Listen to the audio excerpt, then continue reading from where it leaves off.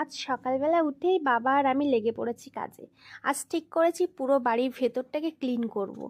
Continue বাড়ির মধ্যে কদিন ধরে কাজ চলছে, যার জন্য বাড়ির ভেতরটা পুরো অগোছালো নোংরা হয়ে রয়েছে। সেই জন্য আজ সকাল সকাল উঠেই দুজনে লেগে পড়েছি কোমর বেঁধে কাজে।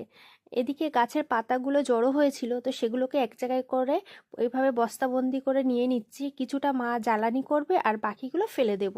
আর এদিকে বাবা পাইপে করে জল দিচ্ছে আর আমি ধুয়ে পুরো ময়লাগুলোকে বের করার চেষ্টা করছি। কারণ এইভাবে ছাড়া বাড়ির ভেতরে ধুলো ময়লা বের করা যাবে না, কারণ কাজের জন্য বাড়ির মধ্যে প্রচুর ধুলো হয়ে গেছিলো। তো এই হলো আমাদের বাড়ির মধ্যে ফাইনাল লুক। পরিষ্কার করার পরে কত সুন্দর লাগছে ভেতরটা দেখতে। আর এই সাইডটা রাখা হয়েছে একটু জায়গা, কারণ এখানে একটু গার্ডেনিং করার ইচ্ছা আছে। আর এই সাইডটা আমাদের মুরগির ফার্ম, আর এই সাইডে মায়ের সেই নতুন টিনের ঘরটা।